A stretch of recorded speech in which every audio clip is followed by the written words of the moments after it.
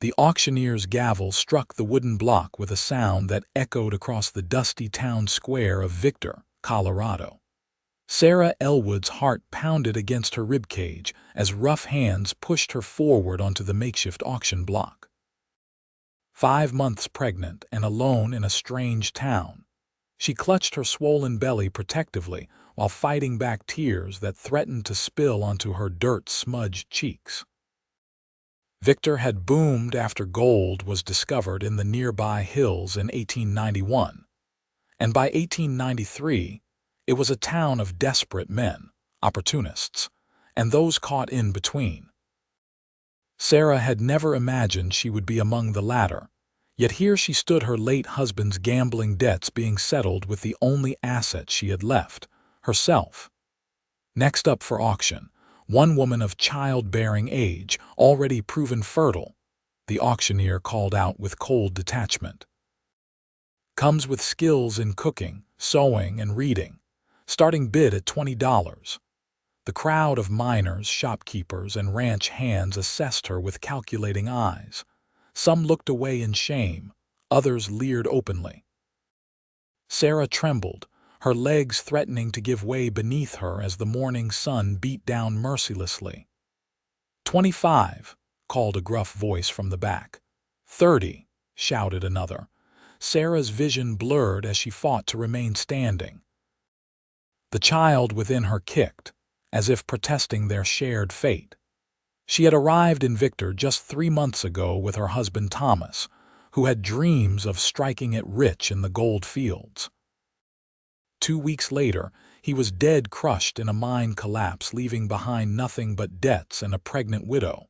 $40, shouted a heavyset man with liquor on his breath. And I'll take good care of what's growing in her belly too. His laughter sent a chill down Sarah's spine. The bids continued to rise as Sarah's hope diminished. She scanned the crowd, praying for a kind face, someone who might show mercy to her and her unborn child. Instead, she saw only greed, lust, and indifference. 55, called a man whose weathered face suggested he owned one of the local ranches. His expression held no kindness. 60, countered another, a man known for running girls in the saloon. The auctioneer's eyes gleamed with satisfaction at the rising price. Do I hear 65? Just as he raised his gavel, a clear voice cut through the murmurings of the crowd. I'll bid for her. The crowd parted as a tall figure stepped forward. Sarah squinted against the sunlight to make out the man who had spoken. He stood straight-backed and confident, dressed in worn but clean-clothes denim pants, a faded blue shirt, and a dust-covered Stetson that shaded eyes the color of a summer storm. A gun belt hung at his hip, the weapon well-maintained but not flashy. Well now, the auctioneer drawled. Samuel Vance offers to join our little auction. What's your bid, cowboy? Samuel stepped closer, his spurs jingling softly against the packed earth. $100. A collective gasp rippled through the crowd. It was a substantial sum, especially for a pregnant woman who would be unable to work at full capacity for months. $100, the auctioneer repeated with raised eyebrows. Going once, going twice. 110, the saloon owner interjected, his eyes narrowing at Samuel. Samuel didn't even blink. $200. The crowd fell silent. Even the auctioneer seemed stunned. $200 from Mr. Vance, he finally managed to say. Going once, going twice. Sold. Samuel approached the auction block, reaching into his vest to pull out a leather pouch. He counted out the money carefully, placing it in the auctioneer's outstretched hand. Then he turned to Sarah, whose legs had finally given way as she sank to her knees on the wooden platform. Madam, Samuel said softly, extending his hand to her. You're free to come with me now. Sarah stared at the offered hand, unable to process what had just happened. Was this man any better than the others who had bid on her? Or had she simply been purchased for a higher price, With an equally grim fate awaiting her, Samuel seemed to read her thoughts. "I have a cabin outside of town. Clean, safe. You'll have your own room with a lock on the door." He spoke quietly so only she could hear. "I don't expect anything from you except maybe some help with cooking when you're feeling up to it." Sarah searched his face for deceit but found none. Still hesitant, she placed her trembling hand in his and allowed him to help her to her feet. "You have belongings somewhere?" he asked. "Just a small trunk at the boarding house," she whispered, finding her voice.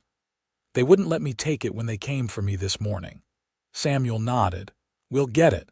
Can you walk?" Sarah nodded, though she wasn't entirely sure. Her legs felt like water, and her head spun from the ordeal and the heat. Samuel seemed to sense this and offered his arm for support. As they moved through the crowd, Sarah kept her eyes downcast, unable to bear the stares and whispers. Samuel, however, walked with his head high, guiding her carefully through the throng of onlookers.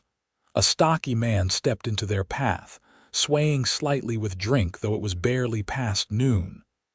"Mighty generous of you, Vance, sharing your purchase with the rest of us when you're done." He reached out toward Sarah's face. Before his fingers could make contact, Samuel caught the man's wrist in a grip that made the drunk wince. "Step aside, Harlow," Samuel said, his voice deceptively calm. "The lady's not for sharing." The man called Harlow yanked his arm free, rubbing his wrist. "Since when did you start collecting strays, Vance? Thought you kept to yourself." "Still do," Samuel replied evenly. "Which is why we're leaving now." He guided Sarah around the man and continued toward the boarding house, where he negotiated the return of her trunk with a few firm words and another handful of dollars. The trunk was small enough for him to carry with one arm while still offering Sarah his other for support. They made their way to a hitching post where a chestnut mare stood patiently in the shade. Samuel secured the trunk behind the saddle and then turned to Sarah. "I'm afraid it's about 5 miles to my place," he said. "Can you ride?" Sarah nodded. "I can manage." Samuel helped her onto the saddle before mounting behind her. He was careful to give her as much space as possible while still ensuring she wouldn't fall. Sarah sat stiffly, uncertain of how to react to the strange turn her day had taken. As they rode out of town, Sarah finally gathered the courage to speak. "Why did you do it? By me, I mean." Samuel was quiet for a moment, and Sarah wondered if he had heard her. Just as she was about to repeat the question, he answered. "No one should be sold like cattle," he said simply. "Especially not someone in your condition. But $200, that's a fortune. I've been saving, had plans for it, but this seemed more important." There was no resentment in his voice, just a matter-of-fact statement. "I can't repay you," Sarah admitted, feeling the weight of her new debt. "I'm not asking you to," Samuel replied. "Once you've had your baby and gotten back on your feet, you're free to go wherever you please. Until then, you have a safe place to stay." Sarah fell silent, processing his words. She didn't know what to make of this man who had spent a small fortune to rescue a stranger, expecting nothing in return. In her experience, men always wanted something. They rode in silence for a time, the rhythmic sway of the horse and the warmth of the day making Sarah drowsy despite her apprehension. She found herself leaning back slightly against Samuel's chest, her eyes growing heavy. "You can rest," he said softly. "I won't let you fall." Too exhausted to argue, Sarah allowed herself to drift off, lulled by the steady beat of the horse's hooves and the unexpected feeling of safety. When she awoke, the sun was lower in the sky, and they were approaching a small cabin nestled among a stand of pine trees. A creek bubbled nearby, and behind the cabin rose the foothills that eventually gave way to the Rocky Mountains. It was a peaceful spot, isolated but not desolate. The cabin itself was modest but well maintained, with a small corral attached to one side and a vegetable garden on the other. Smoke curled lazily from the stone chimney. "Someone's here," Sarah said, suddenly alert and wary. "That'll be Agnes," Samuel explained as he helped her down from the horse. "She comes by twice a week to help with cooking and laundry. She's from town, widow of a miner. Good woman." As if on cue, the cabin door opened, and an older woman with silver-streaked hair stepped out, wiping her hands on her apron. "You're back early, Samuel," she called, then stopped short when she saw Sarah. Her eyes widened as they took in Sarah's condition and disheveled appearance. Samuel led the horse closer, still offering his arm to Sarah. "Agnes, this is Mrs. Ellwood. She'll be staying with us for a while." Agnes's expression softened. "It's Sarah, madam," Sarah said quietly. "Well, Sarah, you look dead on your feet. Come inside and sit down before you fall down." Agnes hurried forward to take Sarah's other arm, and together they guided her into the cabin. The interior was simple but clean, with a main room that served as kitchen and living area, and two doors leading off it that Sarah assumed were bedrooms. A fire crackled in the stone fireplace, and the smell of stew simmering in a pot made Sarah's stomach rumble, reminding her that she hadn't eaten since the previous evening. Agnes settled her in a comfortable chair near the fire and immediately brought her a cup of water, which Sarah drank gratefully.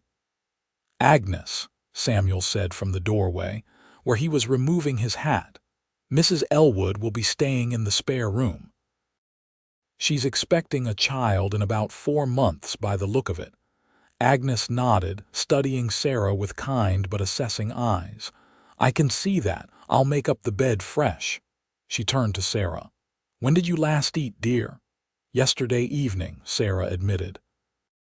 Agnes clicked her tongue disapprovingly. "That won't do at all, especially in your condition. I'll fetch you a bowl of stew right away." As Agnes bustled about the kitchen, Samuel brought in Sarah's trunk and placed it in the smaller of the 2 bedrooms. "It's not much," he said, gesturing to the spare room, "but it's clean and dry. The door has a lock like I promised." Sarah rose carefully and moved to inspect the room. It was indeed small, containing a narrow bed, a chest of drawers, and a small table with a wash basin.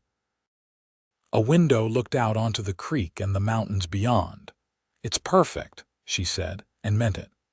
After weeks of uncertainty and fear, the simple room represented safety she hadn't dared hope for. Agnes brought in a bowl of stew, setting it on the small table. "Eat while it's hot," she instructed. "Then you should rest. You look like you've had quite a day." That was an understatement, but Sarah merely nodded her thanks and sat down to eat.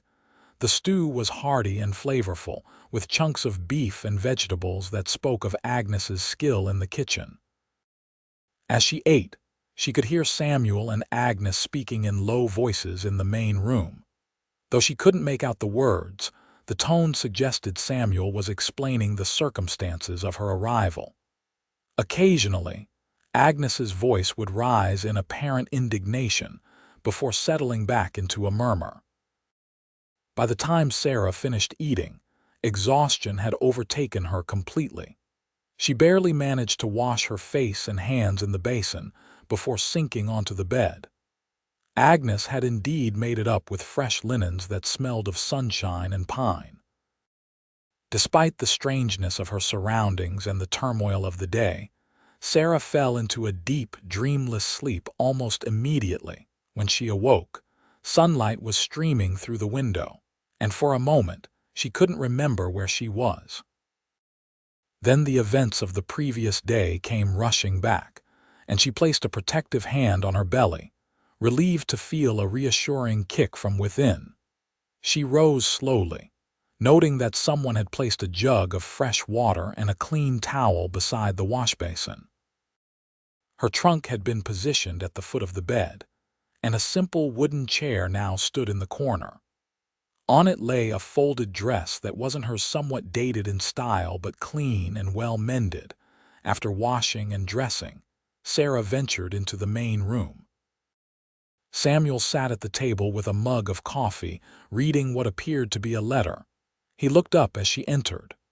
"Good morning," he said, standing. "Coffee's hot if you want some, though Agnes says tea might be better for the baby." "Tea would be nice, thank you," Sarah replied, surprised by his thoughtfulness. Samuel nodded and moved to the stove where a kettle sat warming. "Did you sleep well?"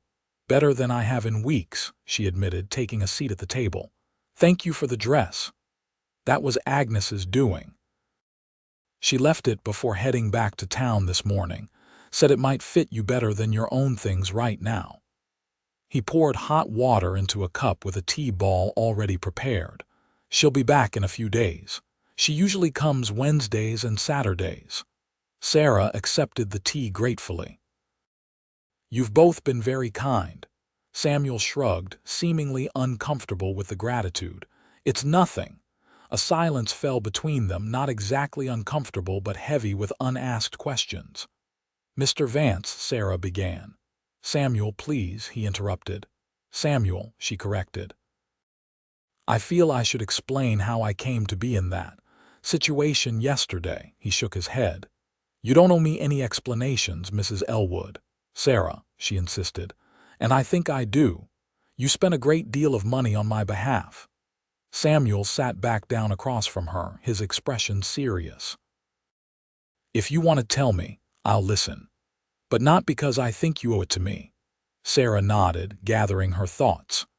"My husband Thomas and I came to Colorado from Pennsylvania 3 months ago. He'd heard about the gold strikes and was convinced we could make our fortune." She smiled sadly at the memory of his enthusiasm. "He found work in one of the mines while I took in sewing to make ends meet. We were just managing when I discovered I was expecting." She paused, taking a sip of her tea. "Thomas was so excited about the baby.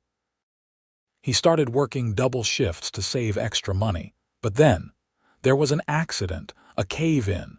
7 men were killed, including Thomas." Samuel's face showed genuine sympathy. "I'm sorry for your loss. Thank you." Sarah took a deep breath before continuing. "After the funeral, I discovered Thomas had been gambling in the evenings, trying to increase our savings more quickly, I suppose. Instead, he'd accumulated substantial debts to a man named Garrett, who owns the Golden Nugget Saloon." "Garrett," Samuel's expression darkened. "I know of him. When I couldn't pay, he suggested alternatives. I refused.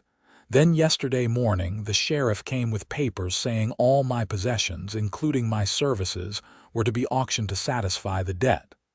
Her voice trembled slightly. "I didn't know such a thing was even possible." "It's not," Samuel said firmly. "Not legally.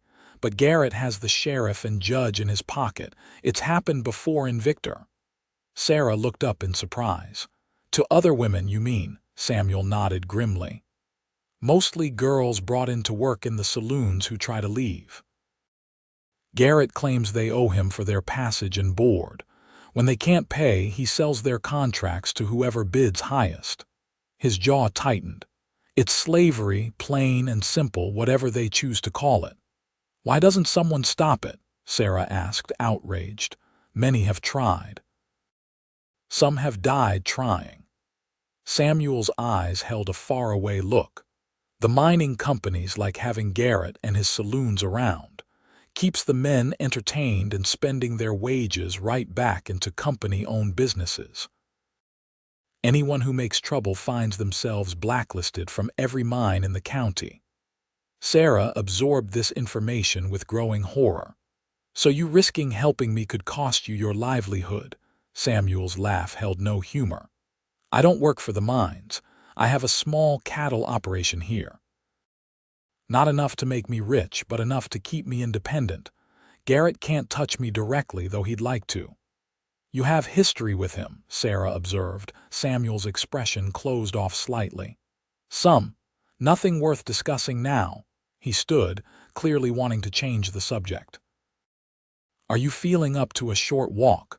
I could show you around the property." Sarah recognized the deflection but didn't press. This man had saved her from a terrible fate. She owed him the courtesy of his privacy.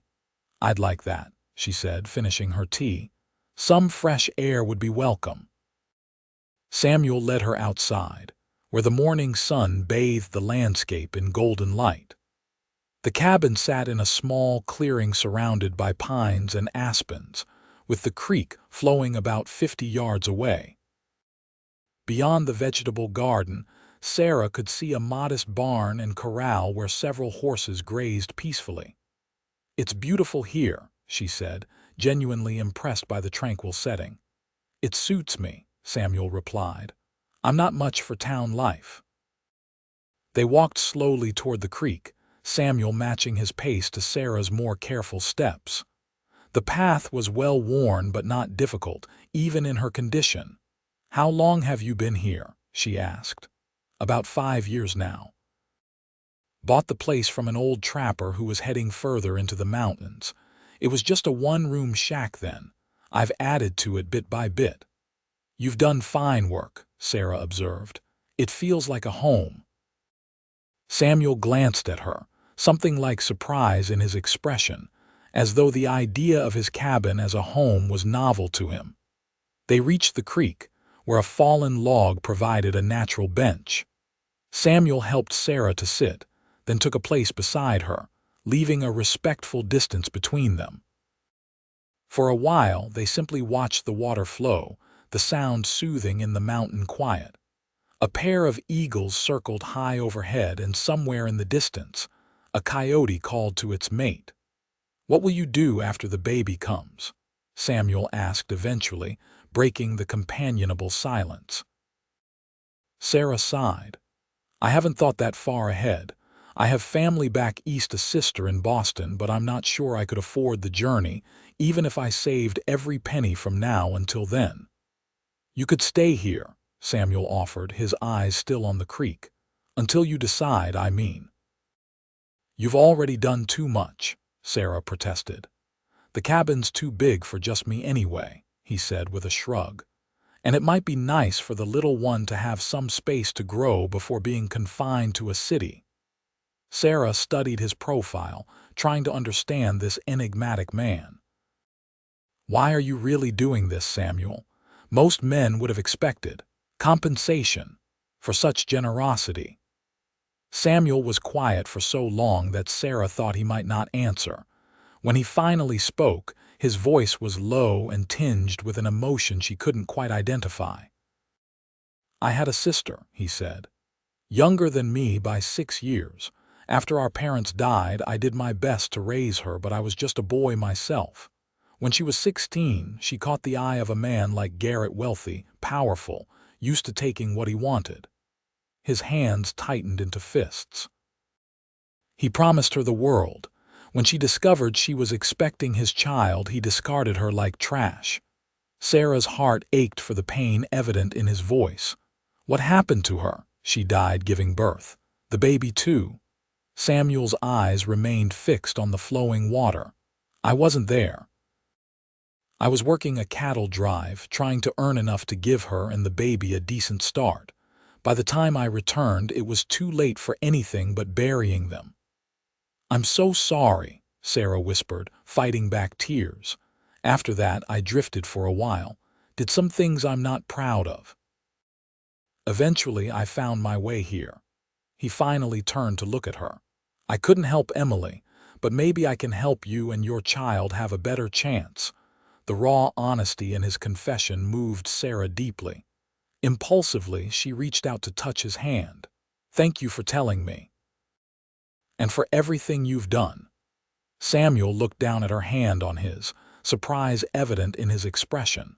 After a moment, he gently turned his palm up to briefly squeeze her fingers before releasing them. "We should head back," he said, rising. "You shouldn't overdo it your first day up." As they walked back to the cabin, Sarah felt a curious lightness in her heart.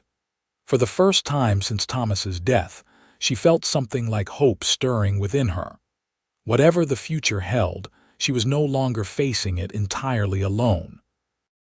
The days at Samuel's cabin settled into a rhythm that Sarah found surprisingly comfortable. Each morning, she woke to find the fire already lit and coffee brewing in the kitchen. Samuel would be about his morning chores, feeding the horses, mending fences, or working in the small vegetable garden that provided much of their food. Sarah insisted on contributing, taking over the cooking and cleaning as much as her condition allowed. Samuel protested at first, concerned for her health, but she was firm. "I need to be useful," she explained one morning as she kneaded bread dough. "Sitting idle only gives me time to worry," Samuel conceded with a nod. "At least let me help with the heavier tasks." They worked well together, establishing an easy partnership that required few words. Samuel was not a talkative man by nature, but Sarah found his silences comfortable rather than awkward. When he did speak, his words were thoughtful and often revealed a depth of knowledge that surprised her. In the evenings, they would sit by the fire, Samuel carving or repairing tack, Sarah sewing or knitting small garments for the baby. Sometimes Samuel would read aloud from one of the books that lined a shelf in the main room, poetry by Whitman, novels by Dickens or Twain, even Shakespeare's plays. "Where did you learn to read like that?" Sarah asked one evening after he had finished a particularly moving passage from The Tempest. Samuel looked almost embarrassed. "My mother was a school teacher before she married. She insisted on education, even after we moved west." "She would be proud of you," Sarah said softly. Samuel's eyes met hers across the fire, and something warm passed between them before he looked away, returning to his book. Agnes continued to visit twice weekly, bringing news from town along with supplies they couldn't produce themselves. She had taken an immediate liking to Sarah, and often stayed longer than strictly necessary for her duties, sharing advice about the baby and stories of her own children, now grown and moved away. One Wednesday in late July, about a month after Sarah's arrival, Agnes brought troubling news. "Garrett's been asking questions about you," she told them as she helped Sarah shell peas on the porch. "Wants to know where Samuel took you and if you're still here." Sarah's hand stilled, fear clutching at her heart. "What did you tell him?" "Nothing, of course," Agnes sniffed indignantly. "Told him I mind my own business and he should do the same. But he's persistent, that one. Has some of his men watching the trail that leads out here." Samuel, who had been splitting wood nearby, set down his axe and joined them on the porch. "Did they follow you, Agnes?" The older woman shook her head. "I'm not a fool, Samuel Vance. I took the creek path and doubled back twice just to be sure, but they're getting bolder." Samuel's expression darkened. "I'll ride into town tomorrow, have a word with the sheriff." "The sheriff won't help," Agnes scoffed. "He's firmly in Garrett's pocket, has been for years." "Then I'll speak to Garrett directly," Samuel said, his voice hardening. "No," Sarah exclaimed, rising awkwardly from her seat. "That's too dangerous. You said yourself he's a powerful man." "I can handle Garrett," Samuel assured her, though his eyes betrayed concern. "Samuel," Agnes said gravely, "there's more. Garrett's telling people you stole what was rightfully his property, says he paid off Mrs. Ellwood's debts to the mining company and owned her contract free and clear before you interfered." "That's a lie," Sarah said, anger replacing her fear. "My husband's debts were to Garrett himself, not the mining company. Truth doesn't matter much to men like Garrett," Agnes replied. "He's offering $100 to anyone who brings you back to town, Sarah, and $50 for information on where to find you." Samuel's jaw tightened. "It won't come to that." "Maybe not," Agnes conceded, "but you should be prepared all the same. Garrett doesn't like losing, especially not to someone he already has reason to hate." Sarah glanced sharply at Samuel, noting how his shoulders tensed at Agnes's words. There was clearly more to his history with Garrett than he had shared. "What does she mean, Samuel?" Sarah asked after Agnes had departed later that afternoon. About Garrett having reason to hate you. Samuel was cleaning his rifle at the table, his movements methodical and precise. For a moment, Sarah thought he might avoid the question, but then he sighed and set the weapon aside. After my sister died, I tracked down the man responsible, a banker named Harrison. Found him in Denver, confronted him in a saloon. Samuel's voice was flat, emotionless. Things got ugly. I nearly killed him before someone pulled me off. What does that have to do with Garrett? Harrison was Garrett's brother-in-law. They'd been business partners too, until Harrison embezzled money and fled to Denver. Garrett didn't care about Harrison. He'd written him off as a liability, but he cared very much about the ledger I took from him during our confrontation. A grim smile touched Samuel's lips. That book contained details of every crooked deal they'd ever made, including with mining company officials right here in Victor. Sarah began to understand. You used the information against Garrett, Samuel nodded. Anonymously provided evidence that led to 3 mining executives being removed from their positions. Cost Garrett a fortune in bribes to avoid prosecution himself. He never knew for certain it was me, but he suspected. And now you've openly defied him by buying me at the auction, Sarah concluded. I didn't give him much thought when I saw you on that platform, Samuel admitted. All I could think about was that no woman should be sold like that, especially one expecting a child. Sarah moved to sit across from him at the table. If he's as dangerous as you say, perhaps I should leave. I don't want to bring trouble to your door after all you've done for me. Samuel's hand covered hers, warm and calloused from work. You're not going anywhere, Sarah. Not unless it's what you truly want. His eyes held hers intently. I can protect you, both of you. His gaze dropped briefly to her rounded belly. Sarah felt a flutter in her chest that had nothing to do with the baby. In the weeks she had spent under Samuel's roof, she had come to admire his quiet strength, his gentle consideration, and his unwavering integrity. She had told herself that her growing feelings were merely gratitude, but in moments like this, with his hand warm on hers and his eyes filled with determination to keep her safe, she could no longer deny the truth. She was falling in love with Samuel Vance. The realization should have frightened her. Her husband had been dead less than 4 months, and she was in no position to entertain romantic notions about anyone, let alone her benefactor. Yet instead of fear, she felt a curious sense of rightness, as though pieces of a puzzle were falling into place. I don't want to leave, she said softly, turning her hand to lace her fingers with his. But I won't have you risking your life for me either. Samuel's thumb traced a gentle pattern on the back of her hand. Some things are worth the risk, Sarah. The moment stretched between them, filled with words unspoken and feelings too new and fragile to name. Finally, Samuel withdrew his hand and stood. I'll ride into town tomorrow, talk to some people I trust, find out exactly what Garrett's planning. His tone was back to business, but his eyes lingered on her face.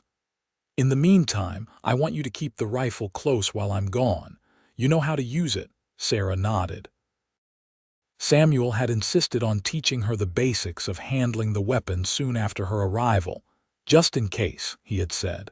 I'll be fine, she assured him. Just be careful in town. Samuel promised he would, but as Sarah watched him ride out early the next morning, worry gnawed at her. The connection between them had shifted, deepened, and the thought of him facing danger because of her was almost unbearable. She kept busy throughout the day, tending the garden and preparing a stew for dinner, the rifle never far from reach as promised. By late afternoon, when Samuel had still not returned, her anxiety had grown into genuine fear. Just as the sun began its descent behind the mountains, Sarah heard hoofbeats approaching. Relief washed over her until she realized there were multiple horses, not just Samuel's mare. Heart pounding, she grabbed the rifle and moved to the window, staying to one side as Samuel had taught her. 3 riders were approaching Samuel in the lead, followed by 2 men she didn't recognize. Samuel's posture was tense, his expression grim. When they reached the clearing in front of the cabin, Samuel dismounted first, then helped one of the other men down, an older gentleman with a shock of white hair and a dignified bearing despite his trail, dusty clothes. The third rider, younger and wiry, remained mounted, his eyes constantly scanning the surroundings. Sarah opened the door, rifle at her side but ready, as Samuel approached with the older man. "Sarah," Samuel called, his voice tight. "This is Judge Monroe from Denver. He's here to help." Sarah lowered the rifle slightly but remained wary. "Judge Monroe." The white-haired man removed his hat. "Mrs. Ellwood, I presume? I apologize for arriving unannounced, but Mr. Vance felt time was of the essence." Samuel reached her side, speaking low and urgent. "Garrett's assembled a group to ride out here tonight. The sheriff's deputy warned me he doesn't agree with what Garrett's been doing." "What does he intend to do?" Sarah asked, fear clutching at her throat. "Take you back to town by force," Samuel said grimly. "Claim I kidnapped you." Judge Monroe stepped forward. "Which is why I'm here, Mrs. Ellwood. Mr. Vance telegraphed me last month about the illegal auction. I've been investigating similar incidents throughout the territory, building a case against men like Garrett." "The judge was already in Colorado Springs," Samuel explained. "When I reached town this morning, there was a telegram waiting from Deputy Parker. He'd written to the judge after the auction, concerned about what he'd witnessed."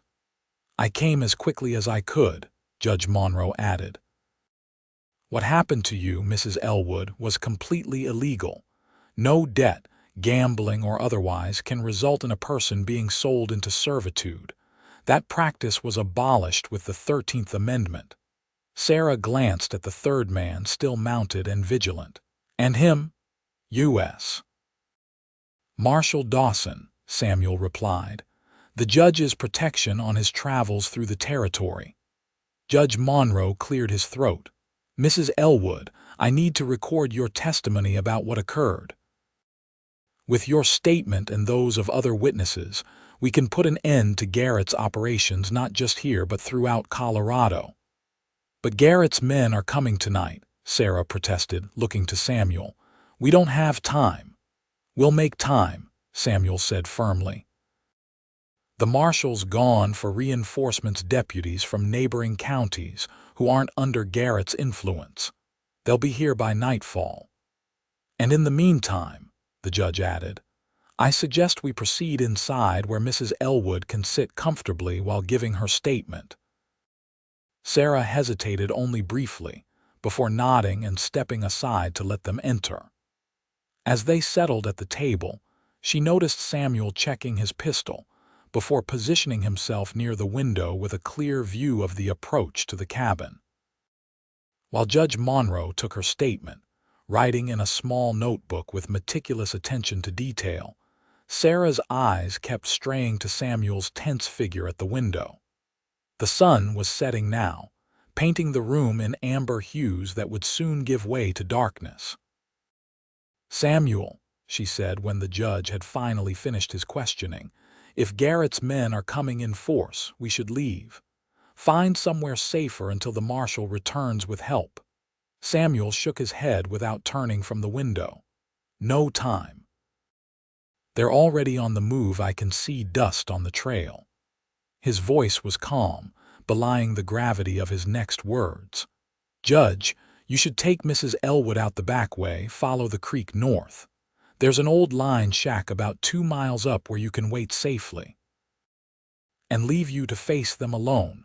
Sarah rose from her chair, indignation overcoming fear. "Absolutely not." "She's right, Mr. Vance," the judge said, closing his notebook. "Dividing our forces would be unwise, especially with Mrs. Ellwood in her condition. The line shack might offer temporary concealment, but if they track you there, you'd have no defensible position. Samuel turned from the window, his expression torn between frustration and concern. I won't risk Sarah's safety, nor should you, Judge Monroe agreed. But I believe our best chance lies in staying together and holding this position until the marshal returns with reinforcements. Sarah moved to Samuel's side, placing a hand on his arm. This is my fight too. Samuel covered her hand with his own, his eyes searching hers. What he saw there must have convinced him, for he nodded once decisively. All right, he said, turning back to the window. But at the first sign of trouble, you take cover and stay there. Promise me. I promise, Sarah agreed, though she had no intention of hiding while Samuel faced danger alone. The next hour was spent in tense preparation. Samuel moved furniture to create barricades near the windows and doors. The judge, surprisingly spry for his age, helped Sarah gather additional ammunition and supplies. They extinguished all lamps save one, keeping the interior dim to prevent their silhouettes from being visible from outside. As full darkness fell, they heard the approaching riders. Samuel, peering through a crack in the shutters, counted in a whisper. 8 men, including Garrett himself. All armed. His voice hardened. They're spreading out to surround the cabin. Sarah's heart pounded, but she kept her hands steady on the rifle Samuel had insisted she take. The judge had produced a small pistol from his coat pocket and stood ready near the back door. A voice called from the darkness outside. Vance, we know you're in there. Send out the woman and we'll leave you be. Samuel didn't respond, merely adjusted his position slightly for a better angle. You're outnumbered, Vance. The voice continued. Garrett, Sarah presumed. Don't be a fool. The woman belongs to me, fair and square. I paid her husband's debts. My husband owed you nothing. Sarah couldn't help but shout, anger momentarily overcoming caution. You cheated him at cards and you know it. Samuel shot her a warning glance, but there was approval in his eyes at her spirit. Garrett's laugh carried through the night air. Is that what he told you, Mrs. Ellwood? Your husband was a terrible gambler with dreams bigger than his abilities. The debt was real enough. Real or not, Judge Monroe called out, it gave you no right to sell a free woman. A momentary silence followed this new voice. Then, who's that with you, Vance? Brought in help, have you? This is Federal Judge Everett Monroe, the judge announced, his voice carrying the weight of authority. I'm here investigating multiple violations of federal law, including illegal servitude, witness intimidation, and corruption of public officials. Another silence, longer this time. Samuel used the opportunity to move to a different window, seeking a better view of the men outside. You're bluffing, Vance, Garrett finally called, though with less confidence. There's no judge in there. I assure you, Mr. Garrett, I am very real, Judge Monroe replied. As are the federal charges being prepared against you, I suggest you and your men disarm and disperse immediately. Marshal Dawson will be returning shortly with additional law enforcement officers.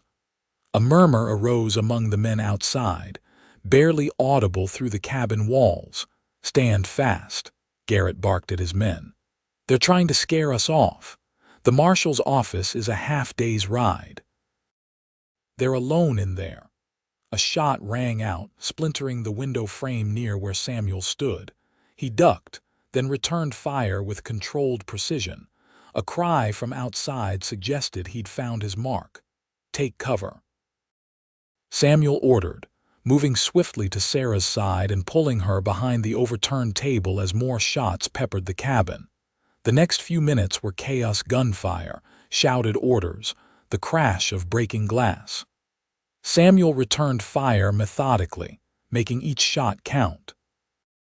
Judge Monroe, despite his age, proved himself no stranger to combat, calmly defending the back entrance when 2 of Garrett's men attempted to break in. Sarah, heart pounding but hands steady, watched the windows for movement. When she spotted a shadow attempting to climb onto the porch, she raised her rifle and fired without hesitation. The shadow fell back with a cry of pain. "Good shot," Samuel said, genuine respect in his voice. The firefight continued, neither side gaining a clear advantage. Then, just as Sarah was beginning to fear they would run out of ammunition before help arrived, distant hoofbeats thundered through the night. "That'll be the marshal," Judge Monroe said, relief evident in his voice. Samuel didn't lower his guard. Could be more of Garrett's men. But it was indeed Marshal Dawson, accompanied by 6 deputies from neighboring counties. They rode hard into the clearing, announcing themselves as federal officers and ordering Garrett's men to throw down their weapons. Caught between the new arrivals and the defenders in the cabin, most of Garrett's men surrendered immediately. 2 attempted to flee into the woods but were quickly apprehended. Garrett himself, wounded in the arm by one of Samuel's shots, was dragged cursing from behind a tree where he'd taken cover. As the marshals secured the prisoners, Samuel finally lowered his rifle and turned to Sarah, his eyes scanning her for any sign of injury. "Are you all right?" he asked, voice rough with concern. Sarah nodded, suddenly exhausted now that the danger had passed. "Just shaken." Samuel's hand cupped her cheek briefly, a touch so gentle it brought tears to her eyes. "You were brave," he murmured, "braver than anyone had any right to expect." Before she could respond, Judge Monroe joined them, looking remarkably composed despite the recent violence. "Well done, both of you.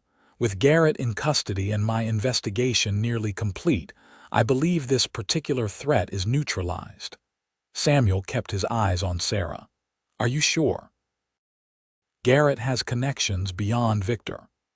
"Had connections," the judge corrected with satisfaction, "many of which have already been severed through previous arrests. Those that remain will think twice about associating with him once the full extent of these charges becomes known." Sarah swayed slightly on her feet, the strain of the evening and her pregnancy suddenly overwhelming. Samuel's arm went around her waist, supporting her. "You need to rest," he said, concerned. "This has been too much excitement." "I'm fine," she insisted, though she leaned gratefully into his strength. "Just tired. Marshal Dawson and his men will transport the prisoners to Denver for arraignment," Judge Monroe explained. "I'll accompany them to ensure everything proceeds according to law." He smiled kindly at Sarah. "Your testimony was invaluable, Mrs. Ellwood. Because of your courage, other women will be spared similar ordeals." Sarah managed a tired smile in return. "Thank you for coming to our aid, Judge Monroe." "I should be the one thanking you both," the judge replied. "Now, if you'll excuse me, I should help the marshal organize our departure." After the judge had stepped outside, Samuel led Sarah to her room. "You should lie down," he said softly. "The marshal and his men will be here for another hour or so, securing the prisoners, but you don't need to witness that." Sarah sat on the edge of her bed, looking up at Samuel with concern. "You were shot at. Are you sure you're not hurt?" Samuel shook his head. "Not a scratch." "I've had worse scrapes breaking horses." A small smile touched her lips. "Somehow I doubt that." Samuel returned the smile, then grew serious.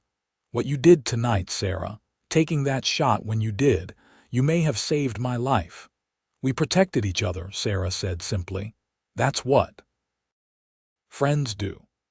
She faltered on the word friends, knowing it inadequately described what had grown between them in these weeks of shared meals, quiet conversations, and now shared danger. Samuel seemed to sense her hesitation. He knelt before her, taking both her hands in his. "Is that what we are, Sarah? Friends?" Her heart fluttered at his proximity and the intensity in his storm-colored eyes. "We're whatever we choose to be," she whispered, gathering her courage. "And I choose to be more than just your friend, Samuel Vance." For a moment, Samuel remained perfectly still, his eyes searching hers. Then, with exquisite gentleness, he leaned forward and pressed his lips to hers in a kiss that spoke of longing and relief and possibilities. When they parted, Samuel's smile held a warmth Sarah had glimpsed only in rare, unguarded moments. "I've been wanting to do that for weeks," he admitted. "Why didn't you?" she asked, her hand still held in his. "Didn't seem right. You were grieving, vulnerable. I didn't want you to think I expected anything in return for helping you." Sarah touched his face, tracing the line of his jaw with tender fingers. "I know exactly what kind of man you are, Samuel Vance, and I've made my choice with clear eyes and a full heart." Samuel turned his head to kiss her palm, then rose reluctantly. "I should help the marshal. Will you be all right for a little while?" Sarah nodded. "I'll rest. But Samuel," he paused at the doorway, looking back at her. "When this is all over, we have a great deal to talk about." His smile held promise. "Yes, we do." After the marshals departed with their prisoners, Samuel returned to find Sarah asleep, one hand curled protectively around her belly. He watched her for a moment from the doorway, his heart full with emotions he had long thought himself incapable of feeling. Careful not to wake her, he closed her door softly and set about repairing the damage to the cabin. The night's events had changed everything between them, opening a door to possibilities he had scarcely dared to imagine. Whatever tomorrow brought, they would face it together. In the weeks that followed, Sarah and Samuel's relationship blossomed like wildflowers after spring rain. What had begun as gratitude and admiration deepened into something profound and enduring. They spoke often of the future, tentatively at first, then with growing confidence as they discovered how seamlessly their hopes and dreams aligned. By late August, with Sarah's confinement approaching, Samuel proposed marriage in his straightforward way, offering not grand romantic gestures but honest commitment and unwavering support. "I can't replace what you've lost," he told her as they sat by the creek in the golden afternoon light. "And I would never try to take your first husband's place in your heart or your child's life. But I love you, Sarah Ellwood, and I want to build a life with you, with both of you." Sarah, her eyes bright with tears of joy, accepted without hesitation. "You haven't replaced anything, Samuel. You've given me something entirely new, a second chance at happiness I never thought I'd have." They were married by Judge Monroe, who returned to Victor specifically for the occasion, bringing with him news that Garrett and his associates had been convicted on multiple charges. The small ceremony took place in their cabin, with Agnes as witness, and the late September sun streaming through windows now repaired and hung with curtains Sarah had sewn herself. As autumn painted the aspens gold and the first snow dusted the distant peaks, Sarah's time drew near. Samuel, who had faced armed men without flinching, found himself nearly paralyzed with anxiety as her labor began. Agnes arrived to assist, shooing Samuel from the bedroom with firm instructions to boil water and prepare clean linens. He paced the main room for hours, wincing at each muffled cry from behind the closed door, praying with an intensity he hadn't felt since childhood. When Agnes finally emerged, tired but smiling, to announce the birth of a healthy baby boy, Samuel felt his knees go weak with relief. "She's asking for you," Agnes said, her usual brisk manner softened by the occasion. Samuel entered the bedroom to find Sarah propped against pillows, her face pale but radiant as she cradled a small bundle against her breast. She looked up as he approached, her smile transforming her exhaustion into beauty that took his breath away. "Come meet your son," she said softly.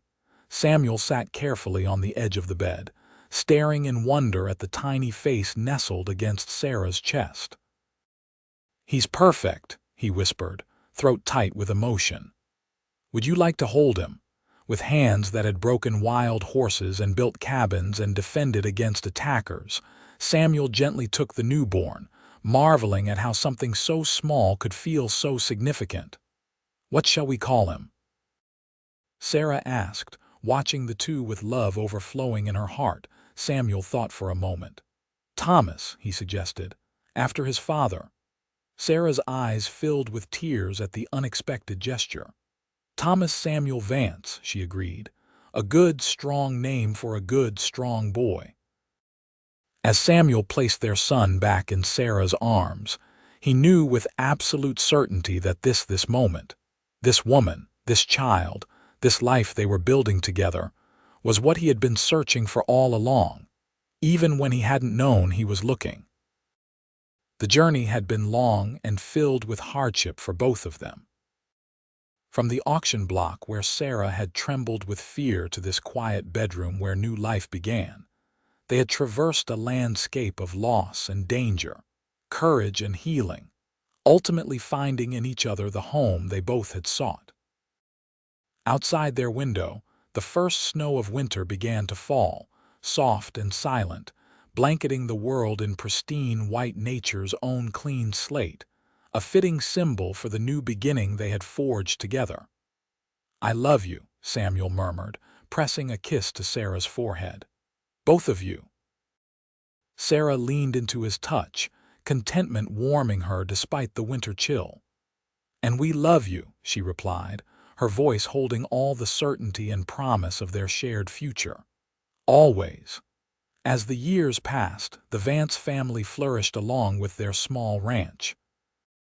Thomas grew into a sturdy, thoughtful boy with his mother's kind heart and his adoptive father's quiet strength. Samuel never tried to replace the father the boy had lost before birth, but instead created his own unique bond with Thomas, teaching him to ride, to respect the land, and to value integrity above all else. 2 years after Thomas's birth, Sarah gave birth to twins, a boy and a girl they named William and Emily, the latter a tribute to Samuel's lost sister. The cabin expanded along with the family, with Samuel adding rooms and a proper porch where Sarah could sit in the evenings, watching the children play while she mended or read. Agnes remained a fixture in their lives, a beloved grandmother figure to the children, though she steadfastly refused Samuel's repeated offers to move into the spare room permanently. "I'm too set in my ways," she would say. "Besides, someone has to keep an eye on what's happening in town." Victor itself underwent changes as the mines played out, and many of the rougher elements moved on to fresh prospects elsewhere. With Garrett gone and his influence broken, the town settled into a more respectable existence. A proper school was established, which Thomas attended when he turned 6, riding in with Samuel on mornings when ranch work took his father to town. Sarah found her own place in the community, using her sewing skills to start a small business making clothes and linens. Her reputation for fine work spread beyond Victor, bringing orders from as far away as Denver. The income, modest but steady, went into a fund for the children's education. Sarah was determined her children would have opportunities she and Samuel had been denied. Samuel's cattle operation expanded gradually, allowing them to hire help during busy seasons.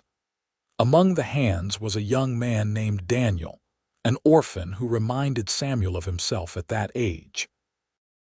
Over time, Daniel became almost a member of the family, staying on through winters when other hands drifted south, eventually accepting Samuel's offer to build a small cabin of his own on the property and become a permanent partner in the ranch. Letters came occasionally from Sarah's sister in Boston, and in the summer of Thomas's 8th year, she visited, bringing her own children to meet their cousins. The family reunion was joyous, healing old wounds of separation that had troubled Sarah since leaving the East. Her sister, initially skeptical about life in the wild territories, departed with reluctant admiration for the life Sarah and Samuel had built together. Through it all, Sarah and Samuel's love deepened and matured like fine wine, growing richer with each challenge faced and overcome together. They remained each other's anchor and compass, finding in their partnership a strength greater than either possessed alone. On the 10th anniversary of their marriage, Samuel surprised Sarah with a gift he had been working on in secret for months, a rocking chair carved from local pine. Its arms and back adorned with intricate patterns of aspen leaves and mountain flowers. "It's beautiful," Sarah breathed, running her fingers over the smooth wood. "When did you find time?" Samuel smiled, pleased by her reaction. "I have my ways," he said, then grew more serious. 10 years ago, you made me the happiest man in Colorado when you agreed to share your life with mine. Every day since has been a blessing I never thought I'd deserve." Sarah rose from testing the chair and wrapped her arms around his waist, looking up into the face that had become as familiar and necessary to her as her own reflection. "We've built something remarkable together, haven't we?" "We have," Samuel agreed, holding her close. "And we're not finished yet." That night, after the children were asleep, Sarah and Samuel sat on their porch, her in her new rocking chair, him on the steps, his back against the post. The moon cast silver light over the land that had witnessed their journey from strangers to beloved partners, from fear to security, from loneliness to family. "You ever think about that day at the auction?" Sarah asked softly, her fingers absently tracing the carved pattern on the chair's arm. Samuel was quiet for a moment before answering. "Sometimes, mostly I think about how close I came to not being there." Sarah stopped rocking.